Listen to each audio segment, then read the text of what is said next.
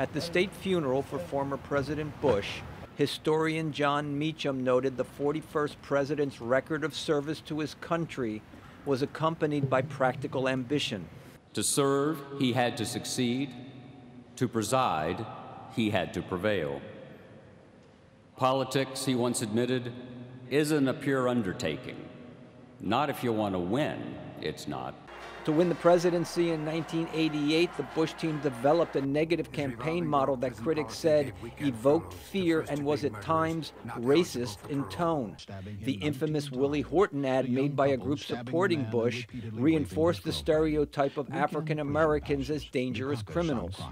It set a precedent for Republicans playing on racial fears, for playing on divisions within the country, and for trying to exploit the anxieties of white Americans. Also, to solidify conservative support at the 1988 Republican convention, Bush, more a moderate, made an unequivocal pledge. Read my lips.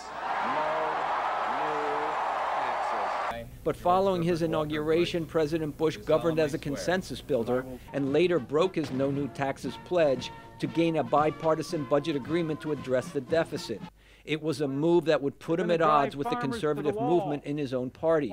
And Bush's efforts to strengthen alliances and to establish the United States as the leader of the post-Cold War world order stands in contrast to President Donald Trump's America First rhetoric and talk of withdrawing American troops stationed overseas.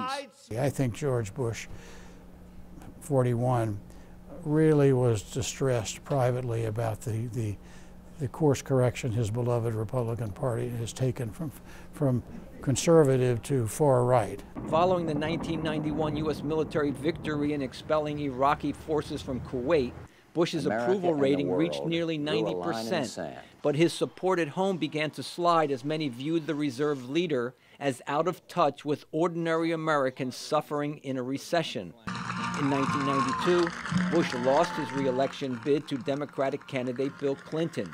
Yet his grace and character in handling defeat and his post-presidency have greatly enhanced his legacy. He accepted that failure is a part of living a full life, but taught us never to be defined by failure.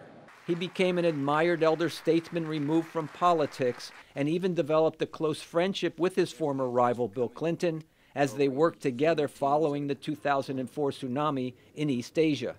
Brian Padden, VOA News, Washington.